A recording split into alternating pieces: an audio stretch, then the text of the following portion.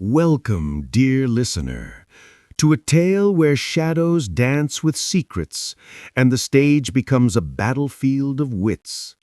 Step into the world of Hercule Poirot and the Mask of Murder, a deadly theater mystery, where every gesture hides a motive and every word is a potential clue. As the curtain rises, let your senses sharpen, for in this labyrinth of intrigue, the brilliant Hercule Poirot will guide us through a performance where truth and deception play deadly roles. Settle in, for the drama begins now. Chapter 1. The Curtain Rises on Deception. London, October 15th. 1928, wore its autumn cloak with a damp elegance, the fog curling like ghostly fingers around the gas lamps of Wellington Street. The Lyceum Theatre stood as a beacon through the mist, its neoclassical facade glowing under the tentative caress of twilight. Hercule Poirot, the diminutive Belgian detective whose name was synonymous with unraveling the impossible, emerged from his chauffeured Rolls-Royce with the precision of a metronome. His charcoal suit, tailored to perfection, hugged his compact frame, the shine of his patent leather shoes rivaling the polished brass of his cane's silver head. His top hat sat at a calculated tilt, and his mustache, those magnificent waxed wings, curled with defiant symmetry, a testament to his meticulous nature. Poirot paused on the slick cobblestones, his green eyes scanning the throng converging on the theater. The air buzzed with anticipation, laced with the scents of wet wool, perfume, and the faint smokiness of roasted chestnuts from a nearby vendor. A gilded invitation, delivered days prior, had lured him here, a summons from Sir Reginald Hawthorne, the Lyceum's new imprimario, whose ambition had resurrected the venue from its ashes. 5 years ago, a fire had gutted the theater, claiming its former owner, Archibald Wass, in whispers of arson and intrigue.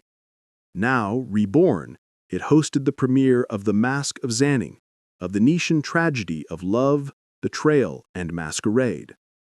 The note, penned in florid script, had intrigued Poirot. "Monsieur Poirot, your presence would grace our unveiling. Masks conceal, but you see all. Join us." His little gray cells, those tireless architects of deduction, hummed with suspicion. A theater was a microcosm of humanity, passions amplified, egos clashing like cymbals. Something in Hawthorne's words hinted at more than festivity. Poirot ascended the marble steps, the crowd parting like a velvet curtain. Ladies in fur-trimmed cloaks and gentlemen in evening tails murmured excitedly. A dowager, her lorgnette glinting like a hawk's eye, leaned toward him.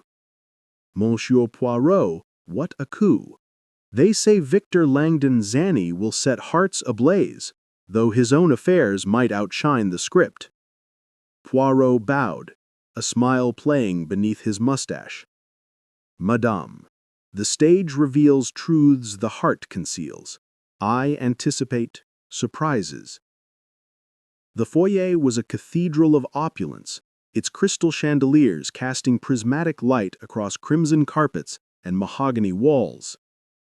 A string quartet wove Vivaldi's melodies into the air, notes drifting like gondolas on a Venetian canal. Ushers in crisp livery guided guests, while waiters offered champagne flutes that sparkled like captured stars. Poirot accepted one, sipping delicately as he surveyed the scene. Sir Reginald Hawthorne, a portly figure with a face flushed like ripe cherries, worked the room, his laughter booming over the hum. Beside him, Elias Thorne, the director, cut a stark contrast, gaunt, with eyes that darted like a ferret's, betraying a mind stretched taut. Poirot's gaze shifted to the actors mingling in partial costume, their presence magnetic. Victor Langdon, the star, stood near a marble pillar, his Zanny mask pushed atop his dark curls like a crown. Tall and broad-shouldered, he exuded charisma, his gray eyes flashing with mirth as he charmed a gaggle of admirers. His costume, harlequin breeches, a ruffled shirt open to reveal a medallion with an emerald glint, hinted at the rogue he portrayed.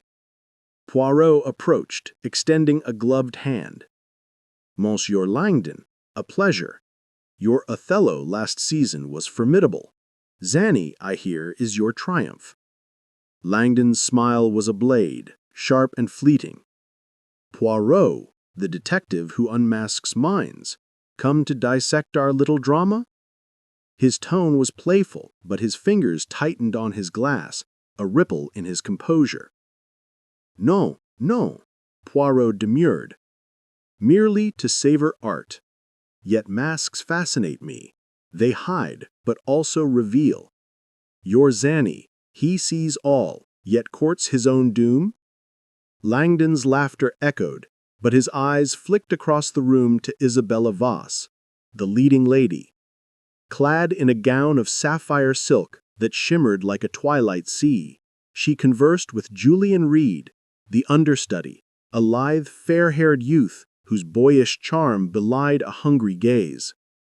"Zanny's a fool with vision, but in this play every mask hides a knife.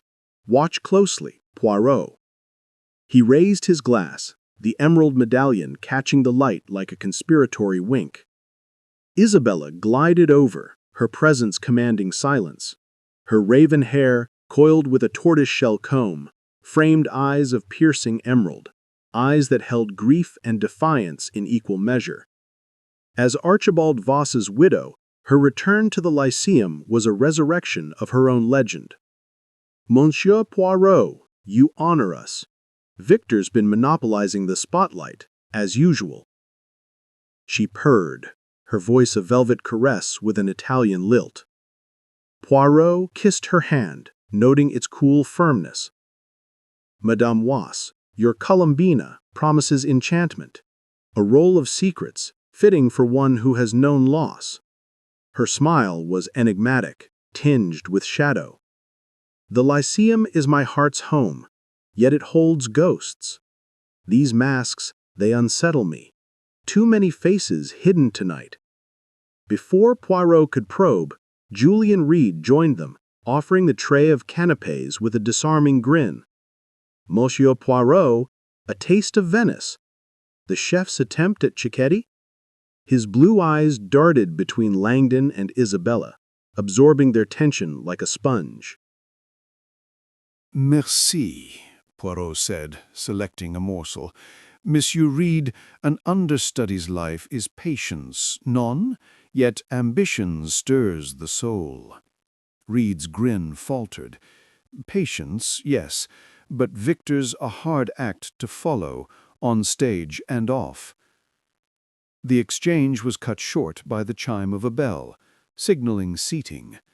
Sir Reginald ushered Poirot to a private box, its velvet curtains framing a view of the auditorium, a jewel box of gilt and crimson, the ceiling frescoed with cavorting muses. Below, the orchestra tuned, strings and woodwinds weaving a prelude to anticipation. Poirot settled into his seat, program in hand, noting the cast, Langdon as Zanny, Voss as Columbina, Fawn directing with his infamous intensity. The lights dimmed, plunging the theater into a hush, broken only by the rustle of programs. The curtain rose, revealing a Venice of painted splendor, canals shimmering under starlight, palaces rising from mist, masks dangling from wires like specters. The play unfolded with hypnotic grace. Langdon's Zanny was a whirlwind of wit, his baritone weaving jests that stung like nettles.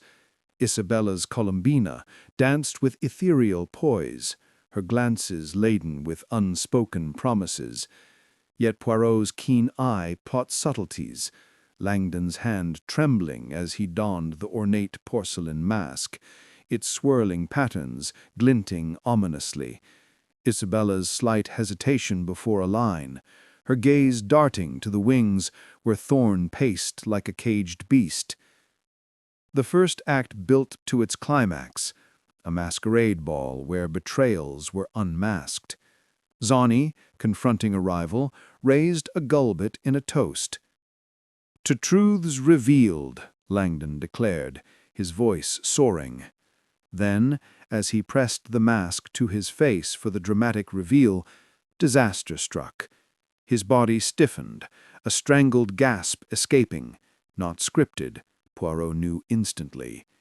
Langdon clutched his throat, eyes bulging behind the mask's slits, before collapsing in a heap of fabric and limbs. The audience gasped, mistaking it for theatrics, until Isabella's scream shattered the illusion, raw, visceral, a cry from the soul. The curtain crashed down, house lights flaring. Shouts erupted. "Doctor! Fetch a doctor!" Poirot vaulted the box railing with startling agility, cane in hand, pushing through the panicked throng to the stage. "Stand back!" he commanded, his voice cutting through chaos like a blade. "Touch nothing!" Langdon lay motionless, the mask askew, foam at his lips, the air tainted with a bitter almond scent. Poirot kneeled, gloved fingers seeking a pulse. None. "Poison," he murmured. "Aconitine, perhaps, or cyanide's cousin, administered via the mask." Hawthorne stumbled forward, face ashen. "Poirot, is he—" "Dead," Poirot confirmed.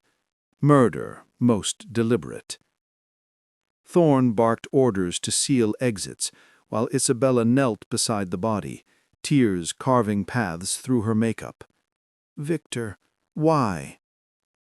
Julian hovered nearby, his shock convincing, yet his hand steady, a contrast to the trembling cast. Police swarmed, led by Inspector Japp, a familiar ally with a bulldog's tenacity. "Poirot, you're in the thick of it again," he growled, securing the scene. "Theatre folk, always a mess."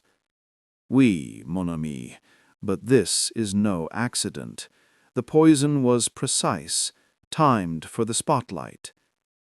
He herded the principals to the green room, a cozy space of mirrors and costume racks, now a crucible of suspicion. "No one leaves," he declared. "We begin. First, Isabella. Madame, when last saw you Langdon?" She dabbed her eyes. "His dressing room, an hour before. He was pacing, muttering about a note, anonymous, warning of the fool's end." Poirot's mustache twitched. "Show me this note."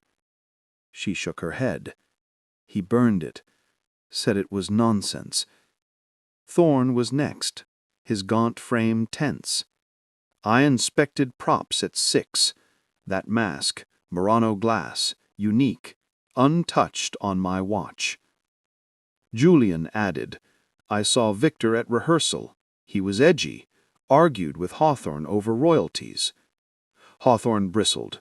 "Creative disputes, nothing sinister." A stagehand interrupted, breathless. "Found this, sir, in the prop room. A crumpled note. The mask hides death. Play your final role." Silence fell, heavy as the curtain. Japp took charge, but Poirot lingered, his mind racing. The mask, the note, the players, each a thread in a tapestry of deceit. Retiring to the Savoy, Poirot sank into an armchair by a crackling fire, a tisane steaming beside him. The city's lights twinkled beyond, indifferent to the tragedy. His gray cells catalogued motives: Reed's ambition, Isabella's buried grudges, Thorn's financial strain, Hawthorne's investments. The mask was the key, a symbol of hidden truths. The night deepened, sleep a distant promise. Tomorrow the hunt would intensify, but for now the first act had ended in blood, the stage set for Poirot's relentless pursuit. Chapter 2. Shadows Behind the Spotlight. The dawn broke over London with a reluctance matched only by the city's mood, its light muted by clouds that hung like mourners' veils. October 16, 1928, found Hercule Poirot already dressed, his charcoal suit pristine, his moustache waxed to perfection, as he sipped a café au lait in his suite at the Savoy.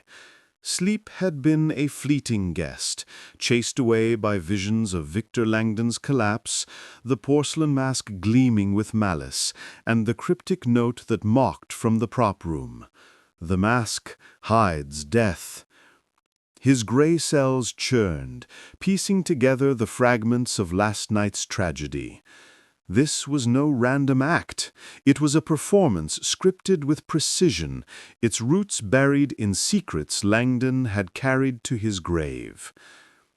By 9, Poirot's taxi deposited him at the Lyceum Theatre, now a fortress under siege by scandal.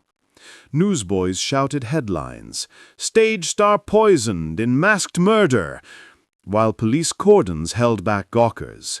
The theatre's neoclassical grandeur seemed tarnished, its columns looming like sentinels over a fallen kingdom. Inspector Japp, his face etched with fatigue, greeted Poirot at the stage door, pipe clenched between teeth. "Morning, Poirot. Forensics nailed it. Aconitin in the mask's lining, absorbed through the skin. Nasty stuff, rare, fast, leaves a bitter almond whiff. The note's clean of prints, but it's on theater stationery." Poirot's eyes gleamed like polished jade. Aconitin, le loup-garou of poisons, no? A choice that speaks of expertise, perhaps foreign. The note's poetry suggests a mind theatrical, taunting. Let us begin with the understudy, Julian Reed. Ambition is a flame that burns bright. They found Reed in the rehearsal hall, a cavernous space where mirrors multiplied his solitary figure. The young man, fair-haired and lithe, paced with a script, reciting Zani's lines in a voice that strained for Langdon's resonance. His blue eyes, ringed with sleeplessness, flicked up as they approached. "Monsieur Reed," Poirot said, settling onto a stool with the ease of a confessor, "the stage is yours now, a heavy crown.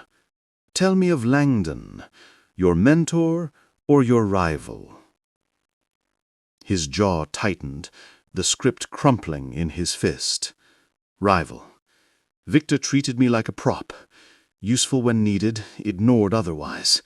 He rewrote my scenes, mocked my delivery, said I'd never fill his boots. But murder, I'd rather prove him wrong alive." Japp scribbled, his pencil a metronome. "Alibi for the hour before curtain? Basement props room sorting masks. Alone, but Clara Hale passed by. We spoke briefly." Poirot leaned forward, his tone soft yet piercing. "And Langdon's secrets. He was a man of many entanglements." Reed hesitated, then lowered his voice. "Victor collected enemies like trophies. Lovers scorned, debts unpaid. He bragged about the masked circle, a secret club of theater moguls. They meet in shadows, wear antique masks, trade power. Victor used it to climb, but lately he feared they'd turn on him. Debts, he said." Poirot's moustache quivered. "The masked circle. Names, if you please." "Rumors only. Sir Reginald's involved. Maybe Isabella's late husband was. Victor never named names." The revelation hung like a spotlight's glare. Poirot nodded. "Merci. Your candor is a lantern in the fog." As they left, Japp muttered, "Ambitious lad. Motives there, but proof. Patience, mon ami. Next, Elias Thorne. His evasions last night were as loud as a missed cue." Thorne's office, perched in the theater's flies, was a den of chaos. Scripts stacked like ancient ruins, ashtrays brimming with cigarette stubs, walls plastered with set designs. The director slouched behind a desk littered with ledgers, his gaunt face shadowed by stubble, eyes burning with a feverish intensity. A half-empty bottle of scotch glinted accusingly. "Monsieur Thorne," Poirot began, pacing the room like a cat, "your production bleeds. Langdon was its heart. His death threatens ruin, no?" Thorne's fingers drummed a nervous rhythm. "Ruin?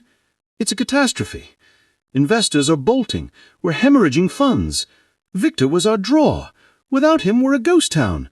What do you want, Poirot?" "Truth." Poirot paused before a ledger, open to red-inked columns. "These debts, to Hawthorne, to suppliers, did Langdon's demands strain them?" Thorne snatched the book closed. "Victor wanted extravagance, Murano glass, silk costumes, budgets ballooned. My alibi's tight. I was in the control booth, cueing lights with my technician."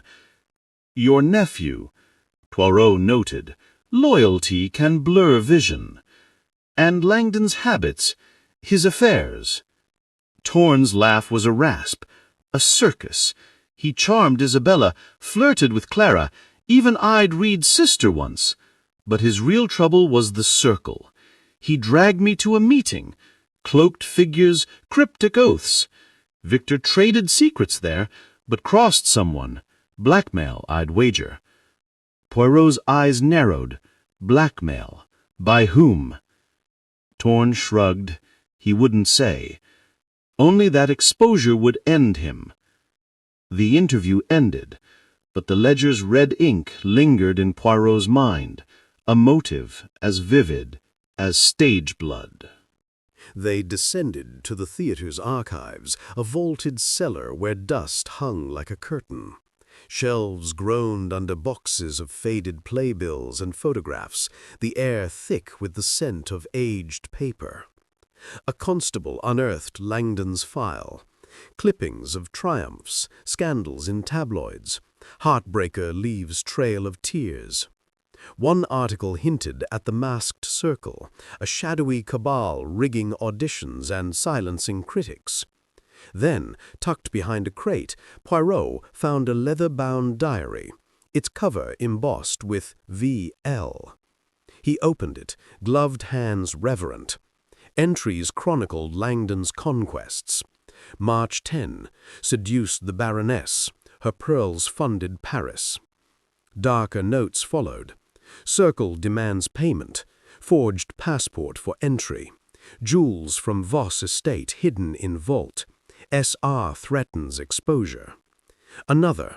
I.V. knows of theft. Her silence costs dearly. Poirot's breath caught. Mon Dieu. Forgery, theft, blackmail. Langdon wove a web, and it ensnared him. Japp scanned pages. S.R.? Sir Reginald? I.V.? Isabella Voss? Possibly, Poirot said. The vault, perhaps the catacombs. They sought Isabella in her dressing room, a sanctuary of mirrors and perfume, lilies heavy in the air. She sat at her vanity, brushing her raven hair, her emerald pendant glinting like a third eye. "Gentlemen," she said, her voice a sultry melody. "More questions?" Poirot held up the diary. "Madame, Langdon stole from your husband's estate. Jewels, emeralds. Your pendant?" Her hand flew to the necklace, eyes flashing. "Archibald's gift. After the fire, Victor visited, offering sympathy. Items vanished. I suspected, but no proof. He tried to charm me, but I saw through him. Murder? I'd have shamed him first."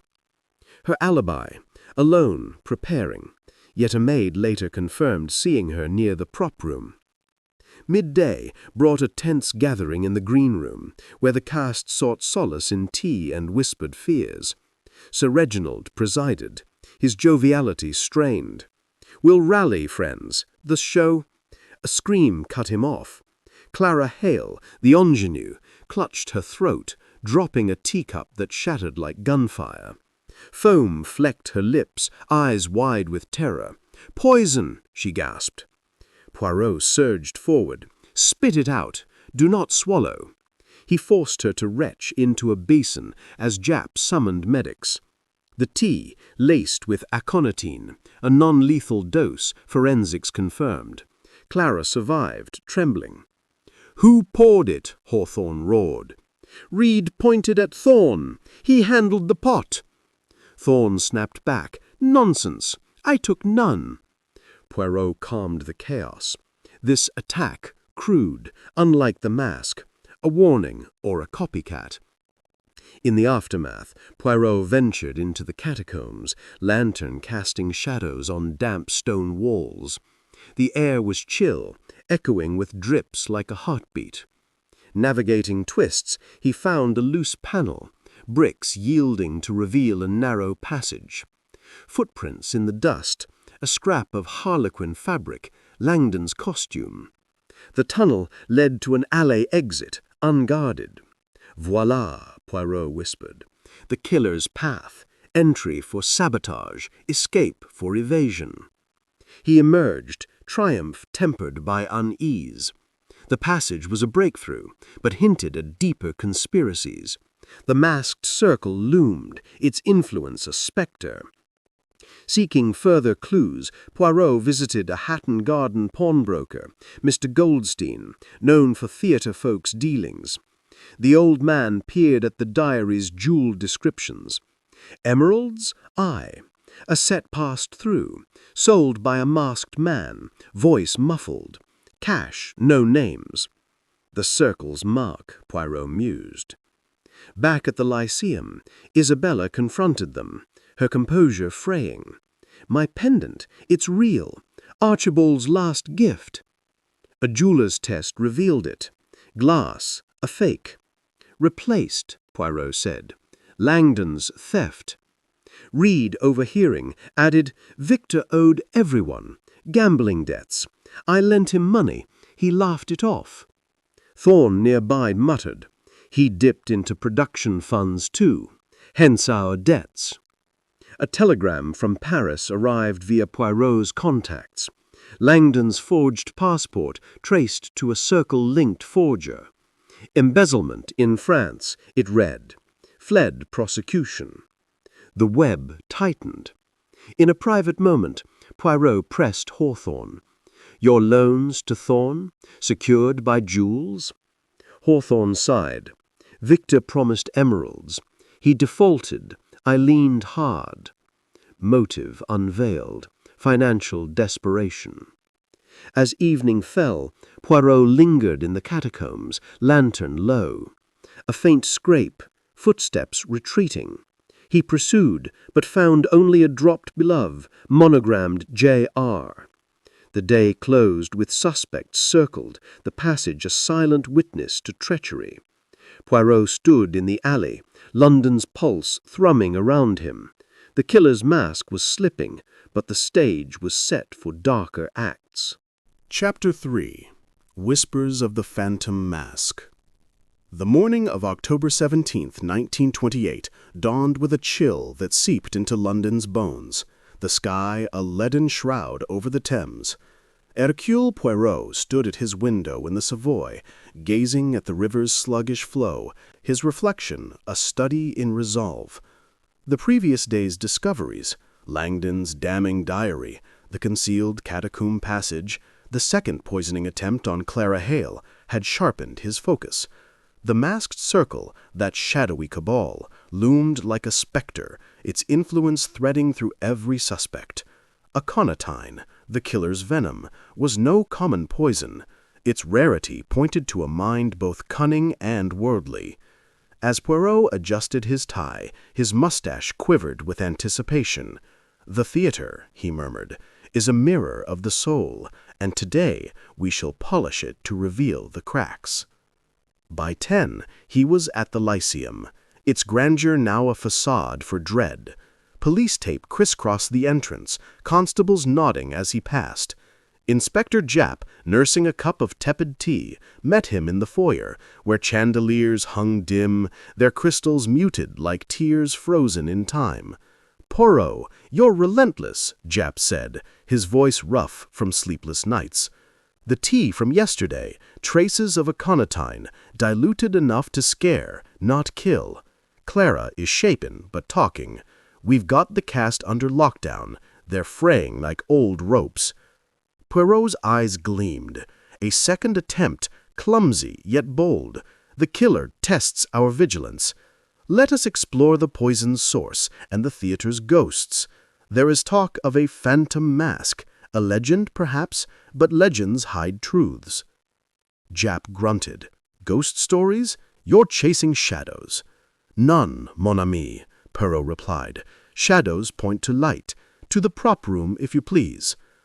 The prop room, tucked beneath the stage, was a cavern of relics, gilded swords, tattered cloaks, and masks that stared blankly from shelves. The air smelled of dust and turpentine, a faint metallic tang lingering from spilled paint cans. Poirot examined the rack where Langdon's fatal mask had rested.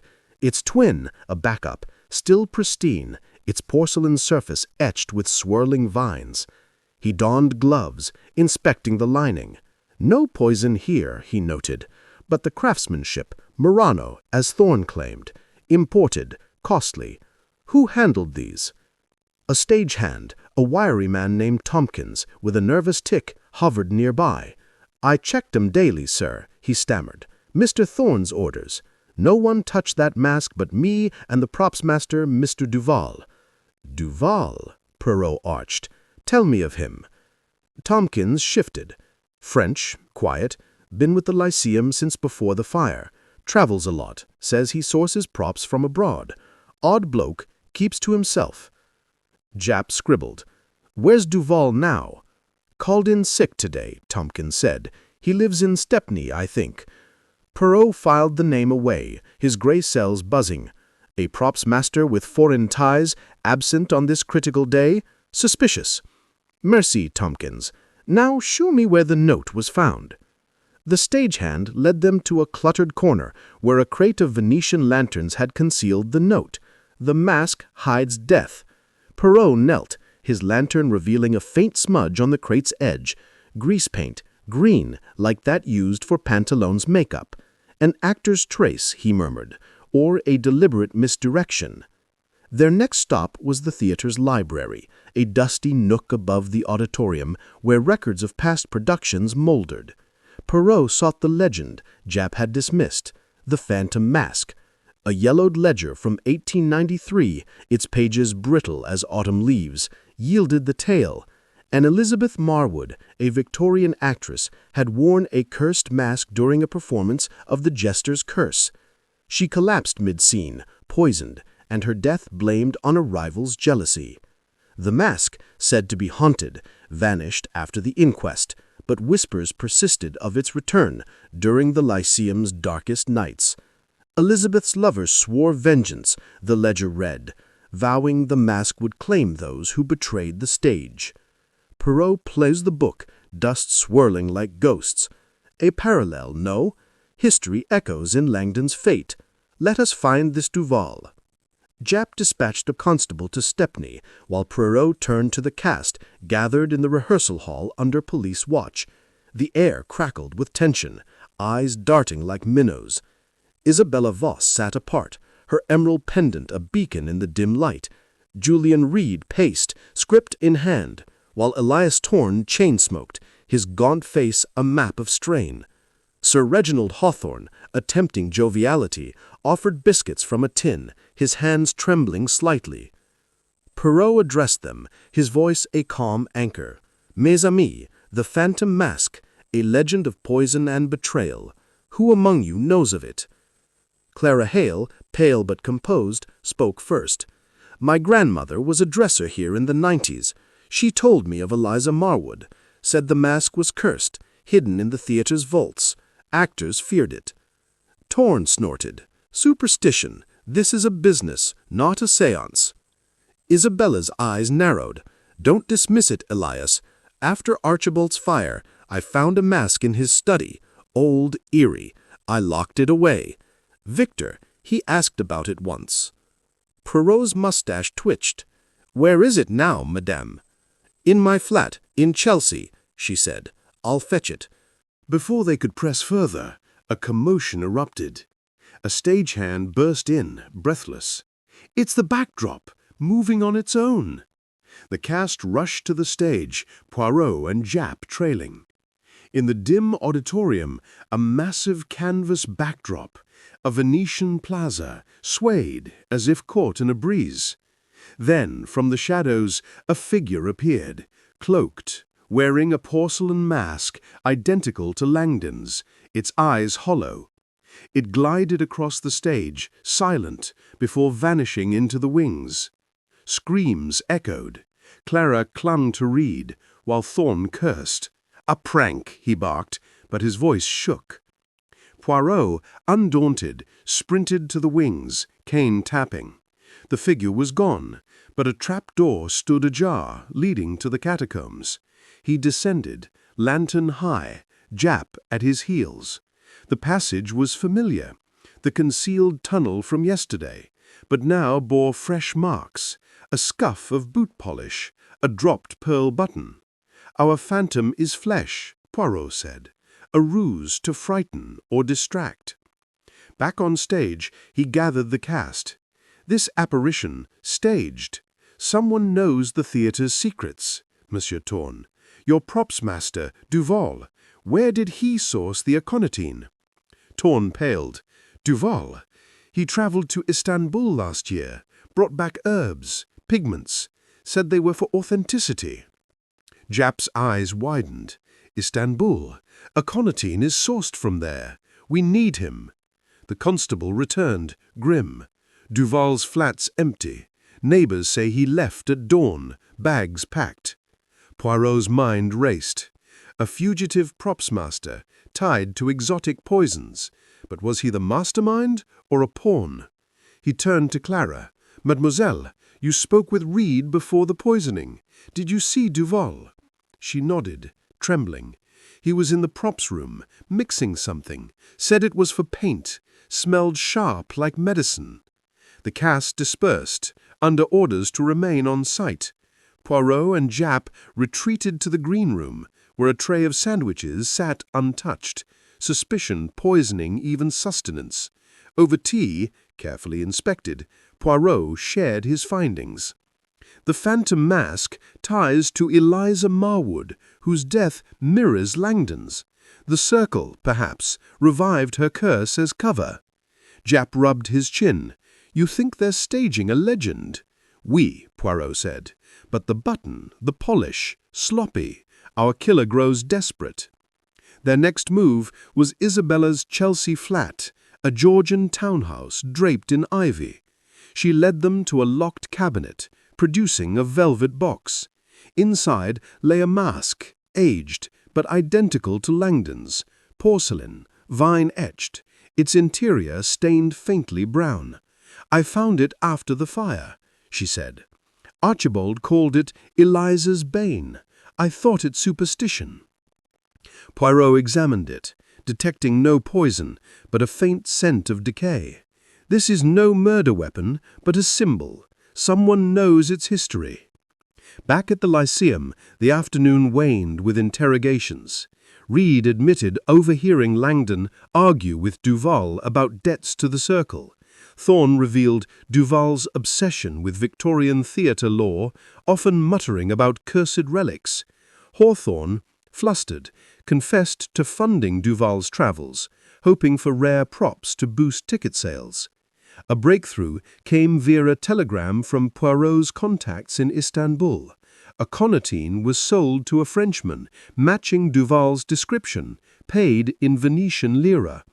"A link," Poirot said. "Duval procures the poison, but for whom?" As dusk fell, the cast gathered for a tense tea session, Poirot orchestrating like a conductor. He stood, cane tapping. "Mes amis, the phantom mask is no ghost, but a tool of fear.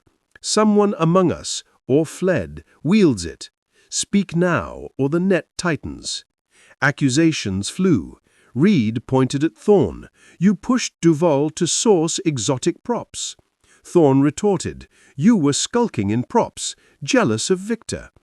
Isabella remained silent, her pendant a silent accusation. Then a stagehand, Tompkins, blurted, I saw Duval slip a vial to someone before he left, a cloaked figure, in the alley. Poirot seized the thread. Describe this figure. Tall, hooded, moved like an actor, graceful, Tompkins said. The room buzzed, suspicion swirling. Poirot ended the session, his mind alight. The phantom was a distraction, but Duval's flight and the vial pointed to a deeper plot.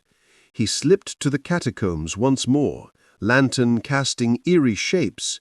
A new find, a scrap of paper, scrawled with circle meets at midnight, crypt. The masked circle, active, here. Emerging, Poirot met Japp in the foyer. The crypt, likely under the theatre. We must watch tonight.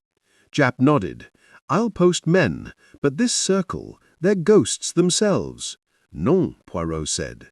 Ghosts leave no buttons, no polish. We have unmasked the ruse. Now we hunt the master. The chapter closed with Poirot in the alley, the city's pulse, a counterpoint to his own.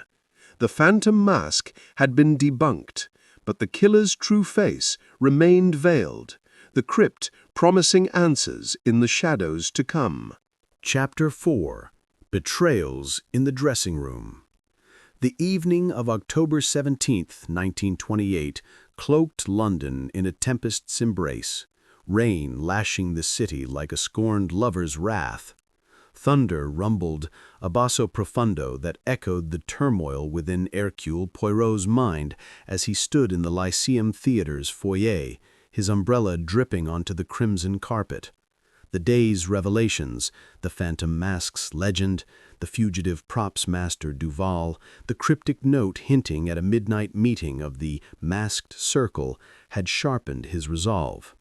Victor Langdon's murder, followed by the near-fatal poisoning of Clara Hale, pointed to a killer both audacious and desperate.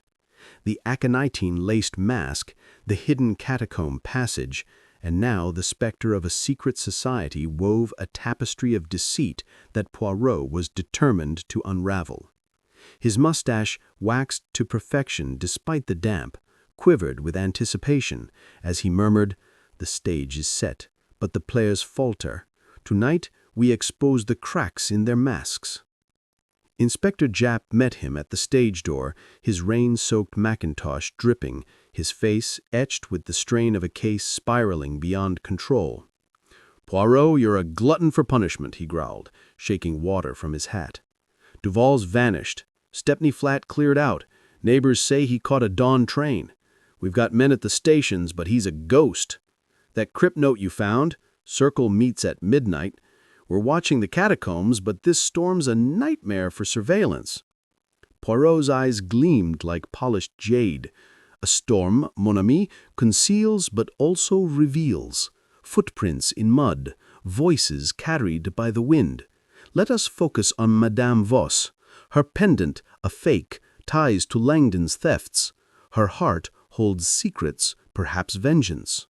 They navigated the theater's backstage, a maze of ropes and shadows, to Isabella Voss's dressing room. The air was heavy with lily perfume, mirrors reflecting 1,000 versions of her poised figure. She sat at her vanity, clad in a silk robe of midnight blue, brushing her raven hair with slow, deliberate strokes. Her emerald pendant caught the lamplight, a false gem betraying a deeper truth. "Monsieur Poirot, Inspector, you bring the storm indoors." Poirot bowed slightly, his cane tapping softly. "Madame, the storm is but a backdrop. We speak of jewels, your husband's emeralds, stolen by Langdon. Your pendant, counterfeit. Did you know?" Her brush paused, her eyes meeting his in the mirror, sharp as a blade. "I suspected. After Archibald's fire, Victor lingered, offering solace. I noticed missing pieces, rings, a tiara. This pendant was my last keepsake. To learn its blasts, her voice cracked, but her gaze held fire. I confronted him last month. He laughed, called it a theatrical illusion. I hated him, yes, but poison? That's not my art. Jap scribbled, skeptical. You were near the prop room before the show, not in your dressing room as claimed. Her lips tightened. I was fetching a shawl. The prop room's on the way. Poirot's gray cells whirred. And the phantom mask? Locked in your flat. Did Langdon seek it? She nodded slowly. He asked about it, said it was a collector's dream. I refused him access. The interview ended with her promise to remain under watch, but Poirot sensed evasion, a half-truth veiled by grief. As they left, Jap muttered, "She's hiding something. That pendant's a motive." "Oui," Poirot agreed, "but perhaps a distraction. Let us search her room." With a constable's aid, they scoured the dressing room. Beneath a pile of scripts, Poirot found a locked diary, its key tucked in a makeup tin. Inside, Isabella's elegant script revealed anguish. Victor's betrayal cuts deeper than Archibald's death. He stole our legacy, mocked my pain. A later entry found letters in his dressing room, proof of his deceit, burned them to ash. "Letters?" Jap said. "Blackmail evidence?" Poirot's eyes narrowed. "Or a frame. We must see Langdon's room." Langdon's dressing room was a shrine to ego. Posters of his triumphs plastered the walls, a rack of costumes glittering with sequins. A locked drawer yielded to Poirot's nimble fingers, revealing a bundle of letters, unsigned but in a florid hand. "Return the jewels or your secrets spill."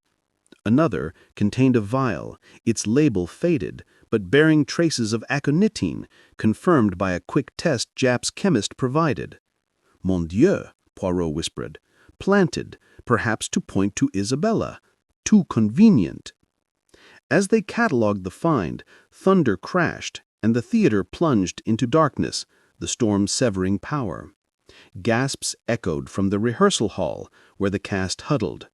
Poirot, lantern in hand, led Jap through the blackout, their steps echoing in the eerie silence.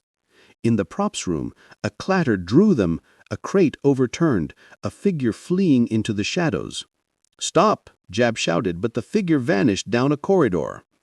Poirot, quick despite his stature, spotted a glint, a silver cufflink engraved with E.T., Elias Thorne.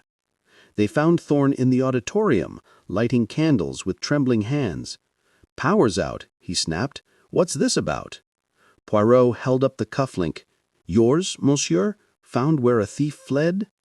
Thorne's face paled. "Lost it days ago. Someone's setting me up."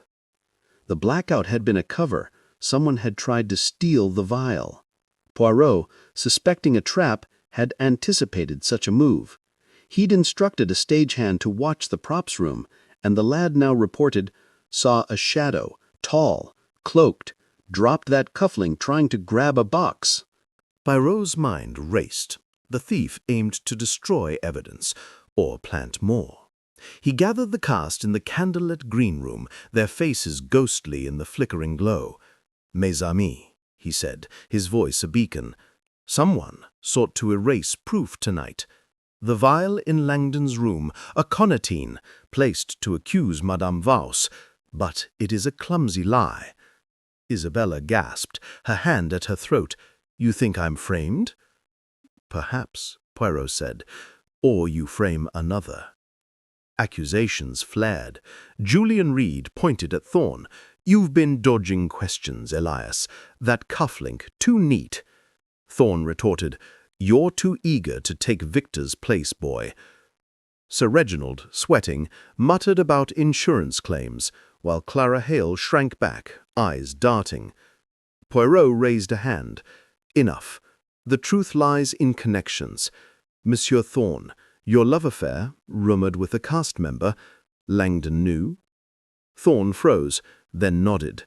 "He caught me with someone. Threatened to tell the circle. They'd blacklist me." A new thread. blackmail within the troupe. Poirot turned to Clara. "Mademoiselle, you overheard Langdon's quarrels. With whom?" She hesitated, then whispered, "Thorn and Victor, in the wings, about money and a woman. Victor laughed, said he'd own the circle soon." The room buzzed, alliances shifting like sand. Poirot's gaze fell on Sir Reginald, whose florid face betrayed unease. "Sir Reginald, your investments in the circle, Langdon's debts to you, did he offer repayment?" Hawthorne shifted. "He promised jewels, emeralds, never delivered. I pressed him hard before the show." Motive stacked upon motive. As the power flickered back, Poirot proposed a bold move. "We recreate the crime's prelude. Tomorrow a rehearsal, all in place as before the premiere. The killer may reveal themselves." The cast agreed, unease palpable. Poirot and Japp retired to the manager's office, where a telegram awaited from Istanbul. Duval's purchase of aconitine was linked to a Venetian dealer paid by a masked client. The circle's reach extended far. At midnight, Poirot slipped into the catacombs, lantern low, drawn by the note's promise of a circle meeting. The crypt, a vaulted chamber beneath the stage, was empty save for cobwebs and a faint scent of incense. But a carving on the wall, a jester's mask, held a hidden panel. Inside, a ledger listing circle members, goaded, initials only, S.R., E.T., I.V. Poirot read, heart quickening. Langdon's initials were scratched out. A noise, footsteps above, sent him retreating. Emerging, he found Japp with news. Duval's trail led to Dover, a ship bound for Calais. "He's fleeing," Japp said, "but why now?" Poirot's mind whirred. He is a pawn, sent running to divert us. The true killer remains. The next morning, the rehearsal began under storm clouds, the theatre a pressure cooker. Poirot positioned himself in the wings, eyes scanning. Isabella, as Columbina, moved with haunted grace. Reed, as Zani, mimicked Langdon's swagger but lacked his fire. Thorn directed from the booth, his voice strained. Clara, in a minor role, fumbled lines, her nerves raw. As the scene neared the fatal moment, Zani donning the mask, Poirot signaled a stagehand to swap the prop with a dummy. No poison today, but tension crackled. A figure darted from the shadows, lunging for the mask rack. Poirot shouted, "Now!" and constables pounced, pinning a wiry stagehand, Tompkins, the nervous one. Tompkins sobbed, "I was paid. A cloaked man gave me a vial to plant in Isabella's room."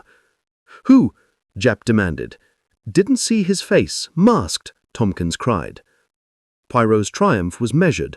Tompkins was a minion, not the mastermind. The cloaked figure, the circle's agent, remained elusive, but the trap had yielded truth. Isabella was targeted, her frame a calculated move. As the cast dispersed, Poirot confronted Reed privately. "Monsieur, your glove in the catacombs. J.R. You explore secrets?" Reed flushed.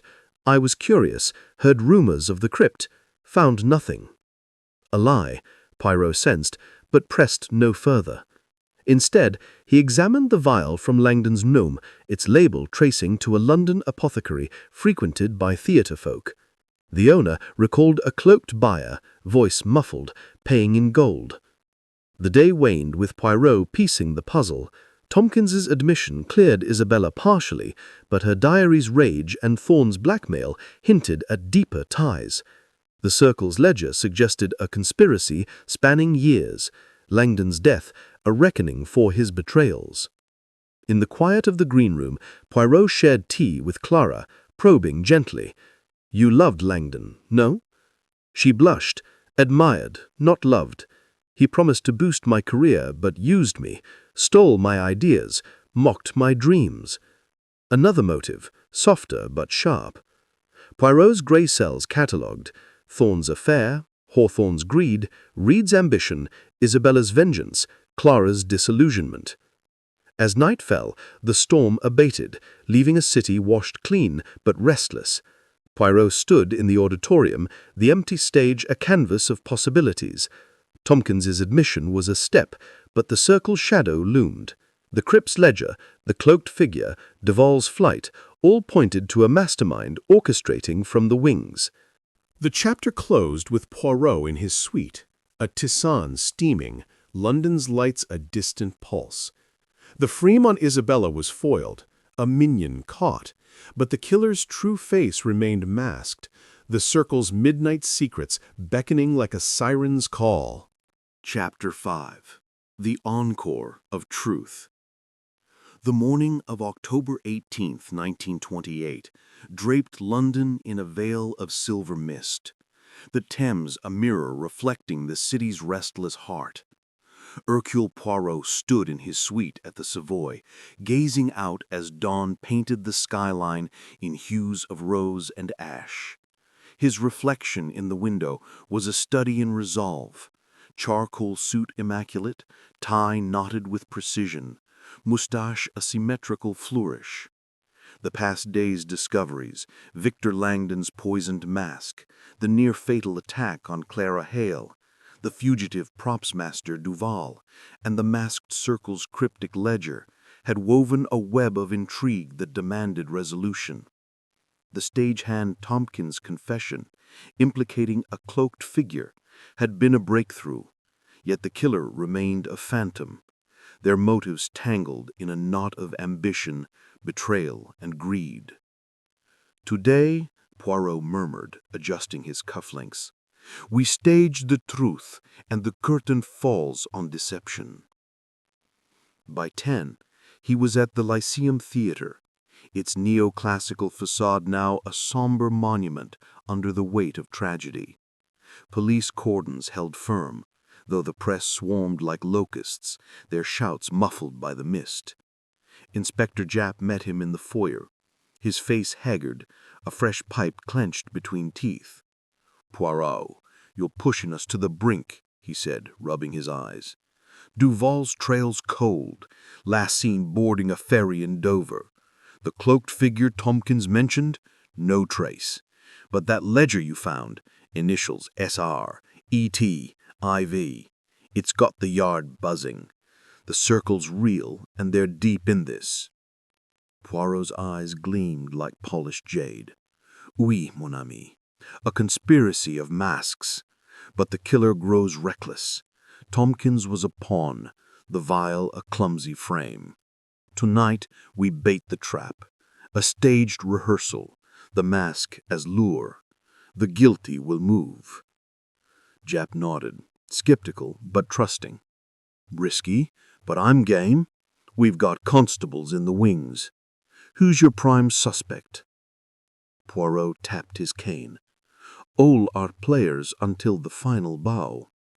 Let us begin with the playwright, Cassandra Lyle. Her mask of Zani mirrors the murder too closely. A blueprint, perhaps." They found Lyle in the script room, a cluttered nook overlooking the stage, its walls papered with notes and revisions. The playwright, a wiry woman in her 40s with ink-stained fingers and sharp hazel eyes, was scribbling furiously, her auburn hair pinned haphazardly. "Monsieur Lyle," Poirot said, his voice a velvet probe, "your mask of Zani is a triumph of foresight. The poisoning scene, Zani's fall, echoes Langdon's death. Coincidence or inspiration?" Lyle's pen paused, her gaze wary. "Art imitates life, Monsieur Poirot. I drew from Venetian lore, betrayals, poisons. Victor's death was a shock, not a plan." Poirot paced, his cane a metronome.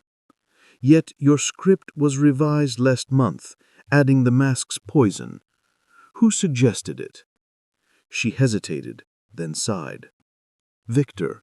He said it heightened drama, gave Zani's betrayal weight. I thought it theatrical flair." Japp scribbled. "And your whereabouts before the premiere?" "In my office, revising. Alone, but Sir Reginald dropped by to approve changes." Poirot's grey cells hummed. "And the masked circle, your knowledge?" Lyle's lips tightened. "Rumors. Victor mentioned it once, said they funded my early plays. I never joined. Too secretive for my taste." The interview yielded suspicion but no proof. Poirot shifted focus to the rehearsal hall, where the cast gathered under police watch, their faces a gallery of strain. Isabella Vos sat poised, her emerald pendant a false beacon. Julian Reed paced, his ambition a palpable heat. Elias Thorne chain-smoked, his gaunt frame taut. Clara Hale, recovered but fragile, clutched a water bottle, eyes darting. Sir Reginald, attempting levity, offered tea, his hands unsteady. Poirot addressed them, his voice commanding. "Mes amis, tonight we recreate the premiere's prelude. The mask, safe, tested, will be worn. The killer, believing their secret secure, may act. Watch closely." Murmurs of unease rippled, but none refused. Poirot had ensured the mask was clean, guarded by constables, but its presence was a spark in a powder keg. He slipped to the props room, where a new clue emerged, a ledger of prop purchases signed by Duval, listing Venetian pigments from Istanbul, code perhaps for aconitin, a scribbled note in the margin, for CL, urgent. Cassandra Lyle? Japp wondered. She's deeper in this than she lets on. Poirot nodded. Or another frame. We proceed. As dusk fell, the theater buzzed with preparation, the storm's remnants leaving the air heavy. Poirot orchestrated the rehearsal like a maestro, positioning cast and crew as they were before Langdon's death. Reed as Zani donned the mask with visible reluctance, his movements stiff. Isabella as Columbina danced with haunted grace, her eyes flicking to the wings. Thorne directed from the booth, his voice sharp. Clara, in her minor role, stumbled through lines, nerves fraying. Poirot, in the shadows, watched every gesture. As the scene neared the fatal moment, Zani's unmasking, a flicker of movement caught his eye. A figure, cloaked, darted toward the prop rack, hand reaching for a vial hidden among lanterns. "Now!" Poirot shouted, and constables surged, pinning the figure, a young actress, Beatrice Lane, a minor player with wide, panicked eyes. "I didn't mean harm," she cried, as Japp cuffed her. "Cassandra paid me to fetch it, said it was medicine for her nerves." Poirot's heart quickened. Mademoiselle Lyle stepped forward. Lyle, summoned from her office, paled. "Beatrice, what nonsense! I never—" "Silence," Poirot commanded. "Mademoiselle Lane, this vial, aconitin." She nodded, sobbing. "I didn't know. Cassandra said it was safe, for her migraines. She gave me a note from Victor, promising me a lead role if I helped." Poirot produced the note, found in Beatrice's pocket. "Deliver to CL for reward." Langdon's handwriting, but the ink fresh, forged, perhaps. "A trap within a trap," Poirot murmured. "Mademoiselle Lyle, you supplied the poison." Lyle's composure cracked. "No, Victor gave me a vial weeks ago, said it was for research, Venetian herbs. I passed it to Duval, thinking it harmless. When I heard of the poisoning, I panicked, asked Beatrice to retrieve it." Japp's eyes narrowed. "You're in deep, lady." Poirot held up a hand. "She is a pawn, not the king. The circle orchestrates. Langdon's note forged to shift blame." The rehearsal halted, the cast stunned. Beatrice was detained, her confession unraveling layers. She'd been seduced by promises, unaware of the vial's lethality. Lyle, shaken, admitted knowing of the circle's influence, but denied membership. "Victor used me," she whispered. "He said the circle would back my next play if I complied." Poirot turned to the catacombs, seeking the crypt's secrets. With Jap, he navigated the damp tunnels, lantern casting eerie shapes. The gesture-carved panel hid another find, a sealed envelope addressed to the betrayer. Inside, financial records, forged contracts tying Langdon to Hawthorne's loans, with Thorne's signature as witness. Embezzlement, Poirot said. Langdon funneled funds through the circle, implicating others. Jap whistled. They're all dirty. Hawthorne, Thorne, maybe Lyle. Back in the green room, Poirot confronted the cast with the records. Mes amis, Langdon was a thief, but not alone. These documents, forged to shield the circle's dealings. Who among you signed? Thorne blanched. I witnessed contracts, yes, but didn't know they were fake. Hawthorne sputtered. Victor tricked me. I thought the funds were legitimate. Isabella's eyes flashed. He used us all, stole my husband's legacy, now this. Clara, silent till now, spoke softly. Victor promised me fame, but it was lies. I saw him with those papers, laughing with someone in the crypt. Poirot's gray cells whirred. The cloaked figure, our mastermind. We must draw them out. He proposed a second trap, a staged circle meeting using the crypt's ledger as bait. Jap posted constables in the tunnels, hidden. At midnight, Poirot stood in the crypt, the jester-carved panel looming like a judge. He placed the ledger on a stone slab, lit by a single candle, and waited. Footsteps echoed. A figure emerged, cloaked, masked. The ledger, a muffled voice demanded. Hand it over.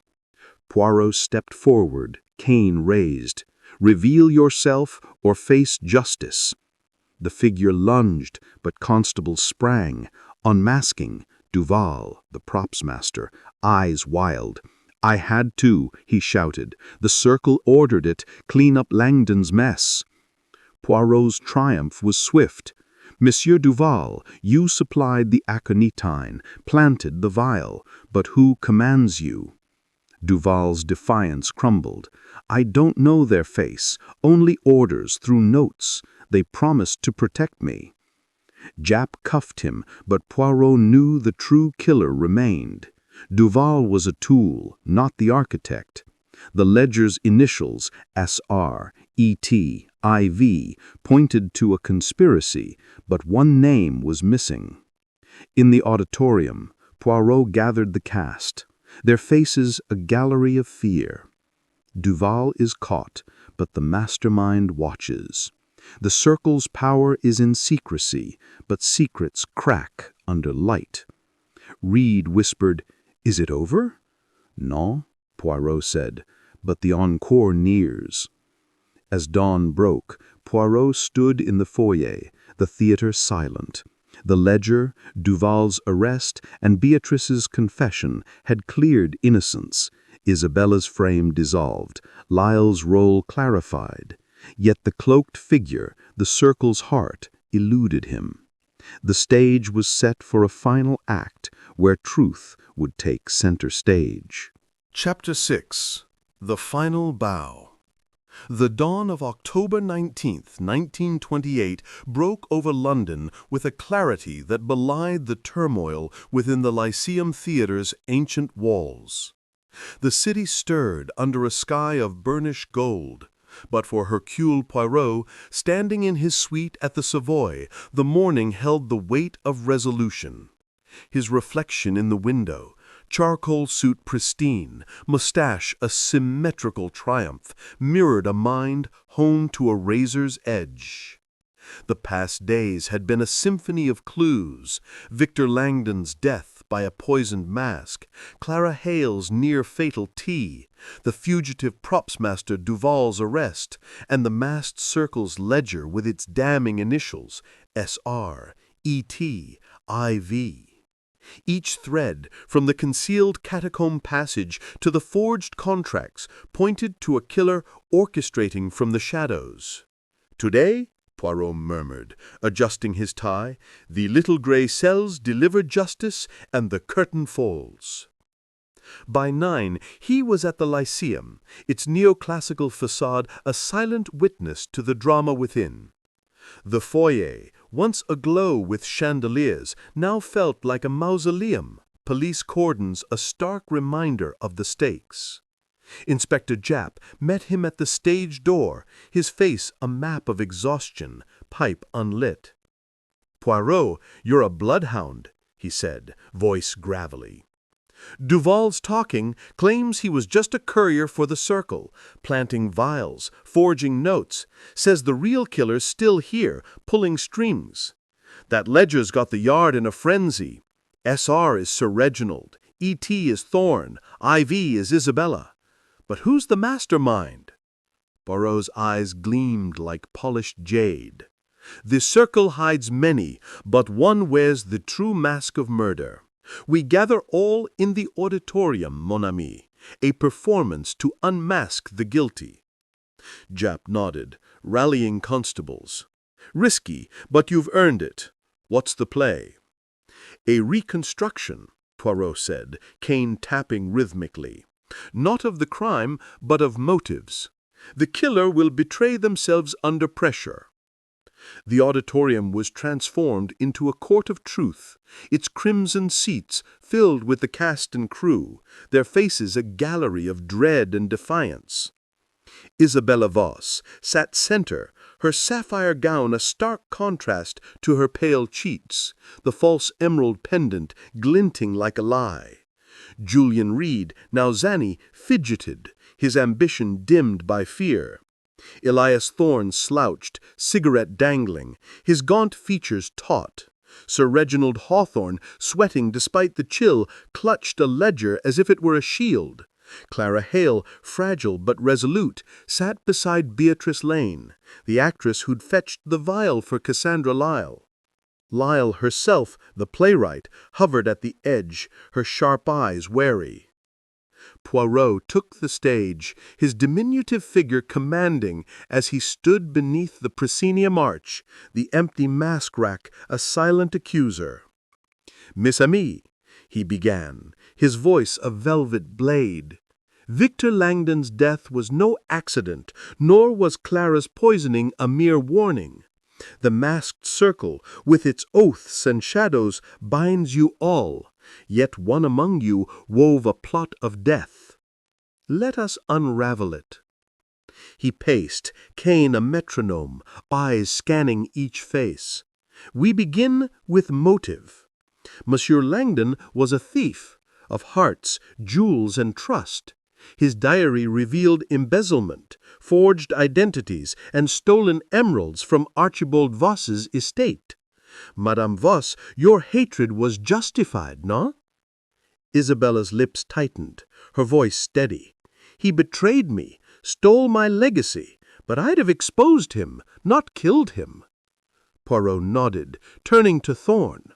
"Monsieur Thorne, you blackmailed him, your affair, your debts. You signed forged contracts, yes?" Thorne's cigarette trembled.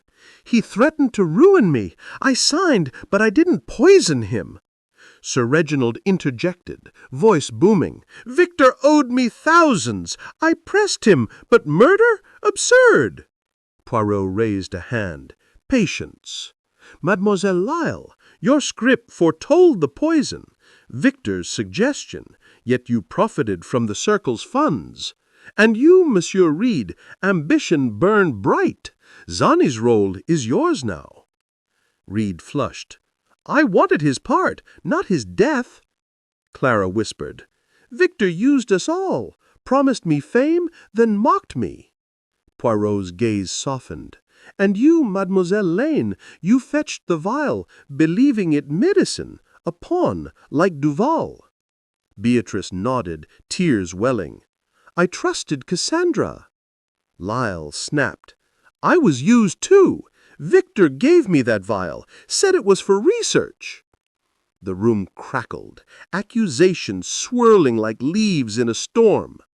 Poirot stepped to the mask rack, lifting a replica of the fatal prop, its porcelain glinting. "This mask," he said, "is the heart of the crime. aconitine, rare and precise, was applied not by chance but by design. Let us trace its path. He recounted the clues, the diary's revelations of Langdon's thefts and blackmail, the catacomb passage for covert moves, the phantom mask legend, a distraction, Duval's flight, a diversion, the forged note framing Isabella. But the key, Poirot said, is the masked circle's ledger. Initials, SR, ET, IV. Yet one name drives all. Elias Thorne. Thorne surged to his feet, ash falling. "Me! You're mad!" Poirot's voice was steel. "Non, monsieur. You are the architect. Consider, Langdon blackmailed you over an affair. Your lover, a circle member, risked exposure. You signed forged contracts, funneling funds to save your career. The ledger lists you as treasurer, controlling the circle's purse. Langdon's debts threatened to expose your embezzlement, so you silenced him." The cast gasped, eyes locking on Thorne. He laughed, a hollow sound. "No proof. I was in the booth." Poirot held up a cufflink, silver, engraved E.T., found in the props room where the vial was planted. Your nephew, the technician, lied to protect you. And this, he produced a tiny recorder hidden in the booth during the rehearsal trap.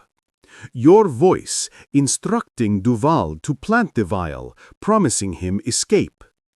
Thorne's face crumpled, sweat beading. "You can't." "And fingerprints," Poirot continued, "on the vial's label, matched to you by Japp's men? The Echo 19, sourced through Duval's Istanbul contacts, was your weapon.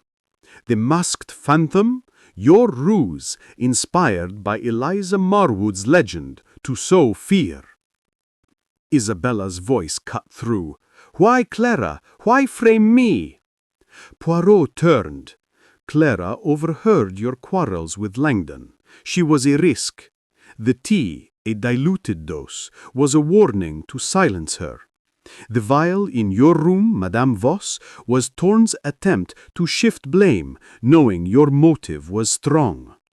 Thorne lunged for the exit, but constables blocked him, cuffs snapping shut. "It was Langdon's fault. He ruined me. 20 years ago, he stole my role, my future. I joined the circle to rebuild, but he bled me dry. The mask was justice." Poirot's gaze was steady. "Justice, monsieur? Vengeance. You used the circle's power, but it consumed you." As Thorne was led away, the cast exhaled, relief mingling with shock. Sir Reginald mopped his brow. "The circle, he implicated us all." Poirot nodded. "You were pawns, entangled by greed and fear. The circle's secrets will unravel, but Langdon's killer is caught." Isabella removed her pendant, tossing it aside. "A fake, like his promises." Reed approached Poirot, voice low. "I didn't believe you'd do it." Poirot smiled faintly. "The little grey cells, Monsieur Reed, never rest." Clara, tears drying, whispered, "It's over?" "Oui," Poirot said. "The stage is cleansed." The theater reopened weeks later, under new management, its scars fading. The masked circle's ledger led to arrests, its influence waning. Isabella retired to Italy, seeking peace. Reed took the spotlight, tempered by humility. Lyle's new play, stripped of poison, found acclaim. Poirot, boarding a train to Paris, stood at the platform, cane gleaming. The Lyceum's lights glowed behind him, a beacon of renewal. The mask, he mused, hides the face, but the heart betrays itself. As the train pulled away, London receded, and Poirot closed his eyes, content. The mystery was solved, the guilty unmasked, and the stage set for new dramas, ones he would watch from afar.